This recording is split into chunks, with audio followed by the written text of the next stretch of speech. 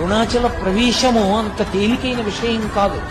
అరుణాచలంలోకి వెళ్ళాడు అంటే వాడికి ఏదో అధికారం ఉంది, పరమేశ్వరానుగ్రహాన్ని పొంది ఉన్నాడని గుర్తు.